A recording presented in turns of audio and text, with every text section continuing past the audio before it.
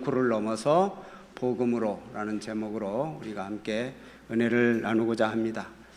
우리는 살아가면서 내 확신, 내 생각, 내 기준으로 살 때가 많습니다. 그래서 다른 사람은 다 틀려도 나는 다 맞다고 생각하는 게 우리들의 착각 속에 빠지기도 합니다. 오늘 여기 우리 요나서로 말씀을 보는데요. 오늘 요나서는 마지막 장이잖아요. 요나서 4장이면. 그래서 요나서의 결론 부분을 우리가 함께 나누고자 합니다. 요나서 4장은 참으로 당황스럽기 짝이 없는 요나의 분노로 시작을 합니다. 요나는 어떤 사람입니까? 1장 말씀부터 이렇게 쭉 정리를 해보면 하나님께서 요나에게 명령을 내리십니다.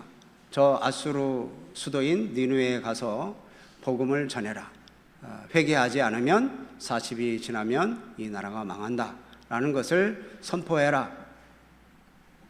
그 말을 듣고 요나는 순종하지 않고 불순종합니다. 그래서 반대쪽으로 도망가죠. 이제 다시스로 가는 배를 타고 가다가 하나님께서 다시 폭풍우를 일으켜서 요나를 멈추게 합니다. 그래서 바닷물에 빠지죠. 물고기가 그를 삼켜서 물고기 뱃속에서 기도를 하고 하나님의 그 주권을 인정하니까 하나님께서 토하게 만드셔서 다시 이제 요나가 니느웨로 가서 복음을 전하죠. 이제 하나님의 말씀에 순종해서 아수르의 수도인 니느웨에 가서 복음을 전합니다. 그냥 마지못해서 외치는 거죠. 이 니느웨 성은 걸어서 3일 길인데 하루 동안 돌아다니면서 그냥 마지못해서 복음을 전합니다. 그런데 놀라운 역사가 일어납니다. 그 소식을 듣고 이 요나가 전하는 말을 듣고 왕을 비롯해서 모든 백성과 모든 가축들까지도 다 베옷을 입고 하나님 앞에 회개합니다. 금식하며 회개하기 시작합니다. 그러니까 하나님의 주권적인 그 사랑으로 그 심판을 다시 멈춥니다. 그래서 이제 이 니느웨가 심판을 당하지 않아요. 여러분, 이 심판을 당하지 않았을 때 선지자라면, 요나가 선지자라면 여러분 어떻게 해야 됩니까? 마땅히 하나님 앞에 기뻐하고 감사하고 하나님의 그 구원하심을 노래하고 찬양하고 그렇게 하나님 앞에 나아가야 되지 않겠어요? 그런데 요나의 반응은 오늘 1절 말씀처럼 아주 상반된 말씀입니다. 요나가 매우 싫어하고 매우 성을 낸 거예요. 그냥 단순히 짜증낸 게 아니에요. 2절 말씀을 보면 하나님을 향해서 원망합니다. 그러니까 하나님께 기도하면서 여호와여, 내가 고국에 있을 때 내가 그러겠다고 그럴 거라고 내가 말씀하지 않았습니까? 내가 그래서 내가 다시스로 내가 도망가려고 했습니다. 피하려고 했습니다. 하나님이 그렇게 구원하실 거면서 왜 꼭 나를 들어서 이렇게 쓰십니까? 그러면서 이제 하나님이 구원하실 거 뻔한데 왜 그렇게 힘들게 나를 시킵니까? 하면서 이제 요나가 그렇게 하소연을 하는 거예요. 원망 불평하면서 여기 보면 싫어하고 성냈다. 보통 짜증낸 게 아닙니다. 요나의 눈에는 니느웨라고 하는 이 도시가 자기들 이스라엘을 괴롭혔던 그런 민족이니까 잔인한 원수이지 하나님의 구원을 받을 자격이 없는 그런 사람들로 보이는 거예요. 이방의 개들로 보이는 거예요. 그러니까 이 요나의 눈에는 싫은 거예요. 하나님의 그 사랑, 하나님의 그 구원하심이 이 이방인 니느웨까지 흘러가는 것이 도저히 용납될 수가 없는 거예요. 자기는 받아들이기가 힘든 거예요.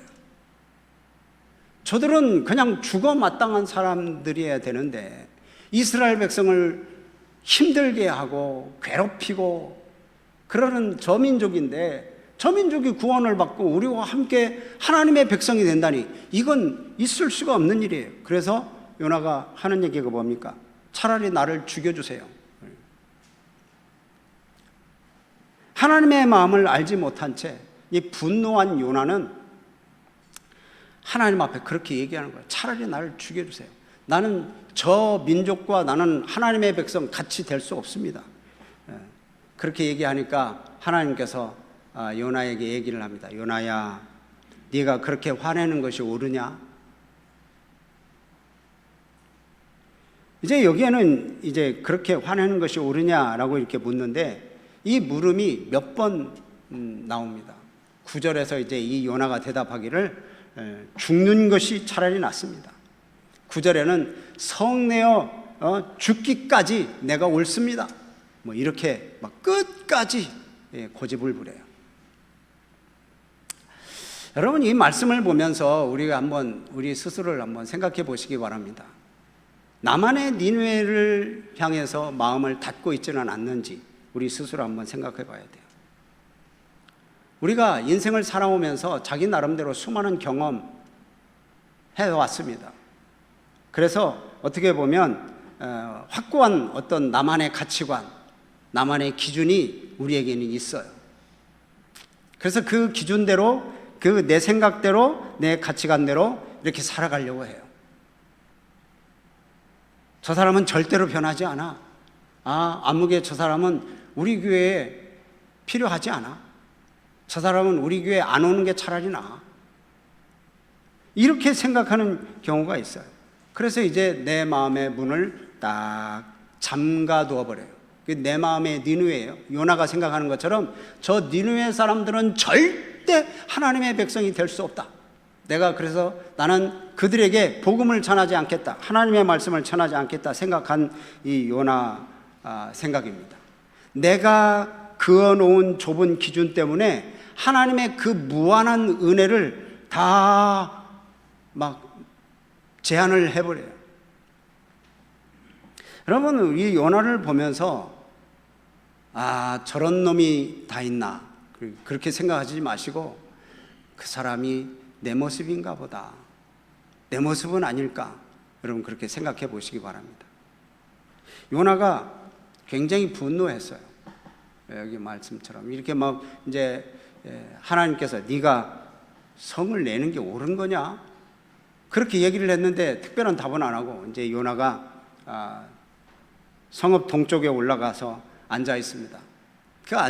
왜 거기 앉아 있습니까? 이제 하나님께서 저 니느웨 성을 멸망시킬 것을 멸망시키나 안 시키나 이제 거기서 구경하는 거예요. 그래서 5절 말씀 보면 그가 올라가 앉아가지고 그늘에 앉아 있는 거예요. 그때 하나님께서는 요나를 위해서 시각자루를 준비하고 계십니다.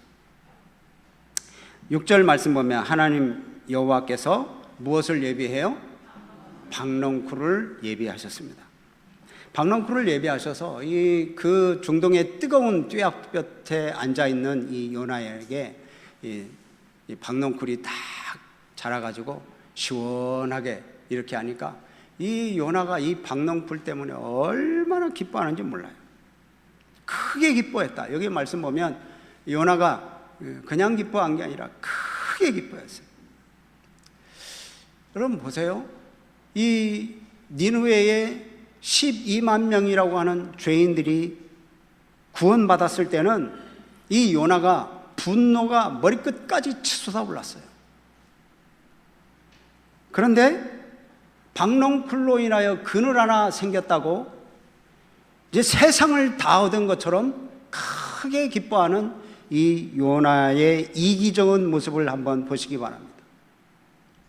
참 너무 이기적이죠. 다른 사람 구원하는 것, 다른 사람 하나님께서 구원해서 하나님의 백성 삼는 것 그렇게 싫어하면서도 자기에게 그 박넝쿨이 하나 시원하게 자기에게 그늘 만들어줬다고 그렇게 좋아해요.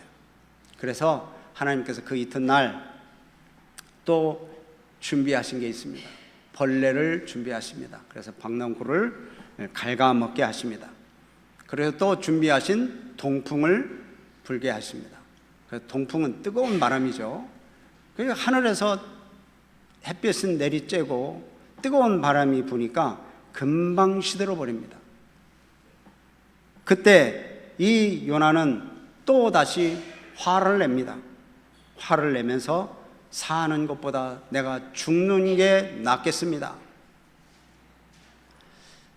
여러분 우습죠. 참 이런 모습을 보면 참 우습기도 해. 이게 장난도 아니고 선지자라는 사람이 이럴 수가 있는가? 여기서 우리가 주목해 봐야 될 것은 6절, 7절, 8절에 나오는 예비하사입니다. 예비하사. 하나님께서 예비를 하셔요. 벌레를 처음에는 박농쿨을 예비하십니다. 그 다음에 7절은 벌레를 예비하십니다. 8절에서는 동풍을 예비하십니다. 다 이게 지금 다 식물도 예비하시고 곤충도 예비하시고 바람도 예비하시고 모든 것이 하나님의 뜻대로 움직이는 거예요. 그럼 왜 하나님께서 요나에게 이 일을 행하시겠습니까? 삶의 주인이 누군지 요나에게 깨닫게 해주시는 거예요. 내 안위와 내 이익만 생각하는 요나의 그 지독한 이기주의적인 그런 자기중심적인 것을 알게 하기 위해서 하나님께서 이렇게 이것도 저것도 다 준비하시는 거예요. 여러분, 우리가 이 요나의 그 변덕스러운 모습을 보면서 우리가 잠깐 웃기도 했지만, 여러분, 내 건강, 내 물질, 나 평안, 그런 이 박농쿨의 그늘이 우리에게는 있습니다. 내 건강이 좋으면 그렇게 기뻐하고 세상을 다 얻어듯이 기뻐하고, 돈이 좀 많이 벌리면 그 어떤 것보다도 더 기뻐하고, 즐겁고 평안하면 정말 이 요나에게 준 박농쿨의 그늘보다도 더 기뻐하고 감사하고 예배를 해요. 그런데 하나님께서 그것들에 조금만 거두어 가시면 이 삶의 시련이라는 이 벌레, 또 동풍, 이런 것들을 보내면 언제 그랬냐는 듯, 언제 감사했냐는 듯이 원망하고 불평하는 게 여러분 우리의 모습이에요. 영혼 구원, 하나님의 나라는 안중에도 없고 그냥 내 눈앞에 있는 평안함, 내 이익, 내 만족, 이거에 목이 매여 가지고 있는 우리의 연약함을 좀 보라고 요나서를 통해서 우리에게 말씀해 주시는 거예요. 하나님은 이 우주 만물을 움직이시는 분이고 이 대자연을 주관하시는 분이고 모든 삶의 패턴을 하나님께서 붙드시는 그런 하나님이심을 알고 하나님 바라보고 환경을 초월하는 그런 단단한 믿음으로 좀 서가라는 그런 말씀을 저와 여러분들에게 주시는 겁니다. 그렇다면 왜 하나님은 이 요나의 이 철없는 분노, 이 요나의 이기주의적인 그런 모습을 다 받아주면서 왜 니느웨를 구원하려고 하실까요? 그냥 너 없어도 돼, 내가 할게, 뭐 그러셔도 되잖아요. 근데 요나가 그렇게 삐지고 도망가고 이렇게 막 하나님 앞에 열내고 화를 내고 그런데도 불구하고 하나님께서는 이 요나를 통해서 이 니느웨를 구원하시려고 하시는 것이 바로 십자가의 복음이 그런 거예요. 우리는 요나의 모습을 보면서 혀를 차죠. 웃죠. 사실 그런데 우리가 정작 구원받을 자격이 없는 이 니느웨 백성과 같은 존재가 바로 우리들이에요.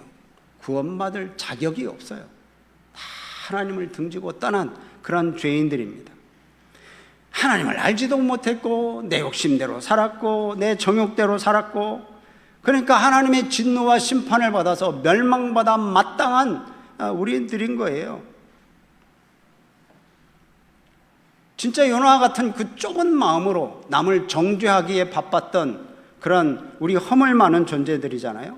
그러고 보면 하나님께서, 이 공의의 하나님께서 우리들에게 이 심판의 동풍, 이 심판의 바람을 불게 하셔야 마땅한 거예요. 그런데 하나님은 그렇게 하지 않으셨어요. 동풍을 불어 우리를 말려버리고 우리를 완전히 심판하시지 않고 그 진노의 동풍과 진노의 저주를 다 독생자 예수 그리스도에게 다 쏟아 부으셨어요.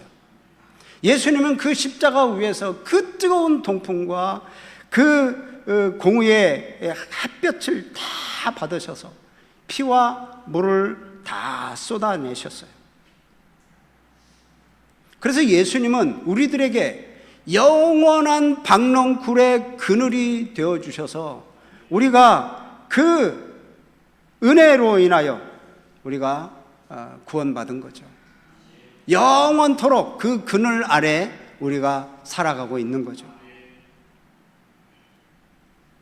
요나가 아무리 싫어하고 아무리 하나님 앞에 분노해도 하나님은 한 생명을 천하보다도 귀하게 여기시고 저 니느웨에 있는 12만여 명의 그 백성들을 하나님께서는 구원하신 거예요. 하나님은 우리를 바라보실 때도 그렇습니다. 우리를 바라볼 때 우리는 정말 자격도 없고 연약하고, 그럼에도 불구하고 하나님은 예수 그리스도를 통해서 우리를 구원하시기로 이미 작정하셨어요. 그래서 십자가를 통해서 그 사랑을 확신하셨죠. 확정하셨죠. 확정. 이런 아무런 조건 없이 저와 여러분들을 위해서 이런 십자가의 은혜를 베풀어 주셨기 때문에 우리가 지금 이 자리에 앉아서 하나님 앞에 예배 드릴 수 있는 겁니다. 그러니까 우리는 이 십자가의 복음을 잘 생각하셔야 돼요. 십자가의 복음은 내 마음에 드는 사람만 구원하는 그런 좁디 좁은 그런 마음이 아닙니다. 하나님의 사랑은 원수까지도 살리는 넓고 크고 위대하신 사랑이에요. 그 구원을 받은 사람, 내가 구원받았는데 내 자격으로, 내 공로로, 내 노력으로 구원받은 게 아니라 전적으로 하나님의 은혜임을 깨달은 사람들은 우리의 마음에 원망과 정죄와 분노가 사라지게 돼 있습니다. 나 같은 죄인도 십자가를 통해서 살리셨는데 어찌 저 사람을 하나님께서 구원하지 못하겠시겠느냐. 그러니까 내 공로, 내 자랑, 이건 다 우리는 십자가에 못 박으시고 이제 예수 그리스도의 넓은 그 보혈의 사랑으로 내 이웃과 또 주변 성도들 바라보시는 그런 영적인 눈이 열리는 우리 성도들이 다 되시기를 바랍니다. 하나님께서는 이 요나에게 마지막 최종 질문을 던집니다. 10절, 11절 말씀을 통해서 요나에게 얘기를 하는 거예요. 그래, 네가 그렇게 박농쿨을 통해서 그늘을 얻어서 기뻐하다가 박농쿨이 죽어서 네가 그렇게 화를 내냐? 자, 그런데 생각해보자. 너는 박농쿨을 수고도 안 했다. 박농쿨을 자라기 위해서 수고도 안 했다. 재배도 안 했다. 근데 하룻밤 사이에 났다가 하룻밤 사이에 말라버린 이 박농쿨을 네가 그렇게 아꼈는데 11절 말씀 보면 하물며 저 니느웨 성에 있는 12만여 명의 사람들이 있고 가축들이 있고 그런데 내가 아끼지 않겠냐? 이 아끼지 아니하겠느냐? 아끼다라고 하는 이 말은요, 후스라고 하는 이 히브리어 말입니다. 히브리어로 후스인데 이것은 눈물을 흘리며 가슴 아파하는 그런 이 단어입니다. 아끼다, 그냥 긍휼히 여겨서 불쌍히 보면서 뜨거운 눈물을 흘리는 내용이라는 거예요. 그 뜻이에요. 그러니까 요나가 심지도 않고 재배도 하지도 않고 박넝쿨이 하룻밤 사이에 있다가 하룻밤 사이에 사라져버리는 그 박넝쿨을 그렇게 가슴 아파하며 눈물을 흘리며 그렇게 아꼈는데, 자, 그런데 하나님은 너는 고작 그 하룻밤 사이에 있다가 없어지는 그것도 그렇게 아꼈는데, 내 손으로 직접 창조했고 내 손으로 직접 내 형상을 닮게 만든 이 사람들을 내가 사랑하는 게 내가 틀린 거냐? 요나에게 지금 얘기하는 겁니다. 내가 어찌 그들을 불쌍히 여기지 않겠느냐? 여러분, 요나서는 이 질문을 하면서 툭 끊어집니다. 하시니라 하고 뭐 요나의 대답도 없어요. 11절에 이렇게 얘기를 하고 툭 끊어집니다. 왜 그럴까요? 오늘 그 대답은 오늘 예배를 드리고 있는 이 말씀을 보고 있는 우리를 향한 하나님의 질문입니다. 나보고 대답하라는 거예요. 여러분들 보고 대답하라는 거예요. 자, 내가 그 영혼들을 그렇게 아꼈는데 너는 지금 뭐에 가슴 아파하고 뭐에 눈물을 흘리고 있냐? 너는 그 박넝쿨 하나 가지고 그렇게 가슴 아파하고 눈물을 흘리고 아까워하고 그러냐? 여러분, 오늘 우리에게 질문을 합니다. 하나님께서 우리에게 질문을 해요. 요나에게 질문을 하는 게 아니라 우리에게 질문을 해요. 우리는 지금 무엇에 눈물을 흘리고 무엇에 가슴 아파하고 있는지 묻고 계십니다. 혹시 교회 부흥에는 관심도 없고 또 믿지 않는 영혼들에게는 관심도 없고 구원에 관심도 없고 눈물 한 방울 흘리지 않고 안타까워하지도 않으면서 내 자녀, 내 아파트의 평수, 또 뭐 내 건강은, 또 내 재산은 박넝쿨이 막 죽어가는 것처럼 여기 요나처럼 밤잠을 설치면서 가슴 아파하고 있지는 않습니까? 여러분, 우리 요나와 같은 이 좁은 시선을 좀 더 울타리를 넘어서 하나님의 은혜를 모르는 영혼들, 목말라 하는 그런 영혼들을 향해서 하나님의 뜨거운 눈물을 좀 흘려야 됩니다. 옮겨야 됩니다. 영적인 어른인 우리가 먼저 내 아니라고 하는 이 박넝쿨을, 그 박넝쿨을 우상 숭배하던 자리에서 좀 돌이켜야 됩니다. 내 박넝쿨, 내 박넝쿨. 여러분, 요나가 이 박넝쿨 그것 가지고 기뻐하고 그것 사랑하다가 하나님의 마음을 몰라요. 하나님의 마음을. 잃어버린 영혼을 향해서 가슴 아파하는 하나님 아버지의 마음을 모르는 거예요. 여러분, 그 아버지의 마음을 회복하시는 여러분들이 되시기를 바랍니다. 오늘 말씀을 정리합니다. 자기 기준에 갇혀서 분노했고, 그래서 하나님의 그 광대한 사랑을 박넝쿨을 통해서, 벌레를 통해서 그 사랑을 배워야 했던 이 선지자 요나의 모습을 우리는 여기서 보았습니다. 우리의 신앙은 내 마음에 드는 조건에 따라서 행동하고 내 마음에 드는 환경에 따라서 움직이고 안주하고 이기적인 신앙을 갖고 그러는 게 아니에요. 우리의 신앙은 하나님께서 구원의 역사를 이루신다는 사실을 신뢰하며 하나님이 흘리는 그 눈물이 있는 곳에, 하나님의 눈물이 있는 곳에 나의 눈물을 쏟는 그런 순종의 신앙인 거예요.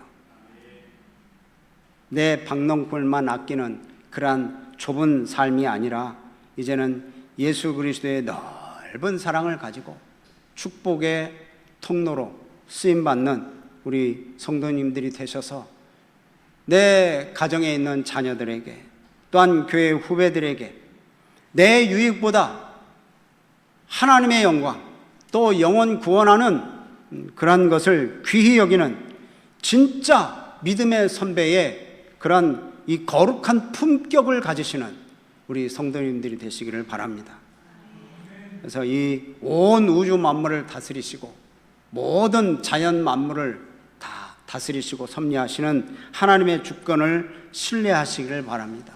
세상이 아무리 악하고 아무리 척박하다 해도 자격 없는 자를 구원하시는 이 십자가의 구원의 능력을 확신하면서 담대히 나아가시기를 바랍니다. 그래서 아버지의 마음을 품고 이 마지막 시대에 구원의 은혜를 힘있게 선포하는 이 생명력 있는 공동체, 늘 푸른 교회가 되기를 주의 이름으로 축복합니다. 예.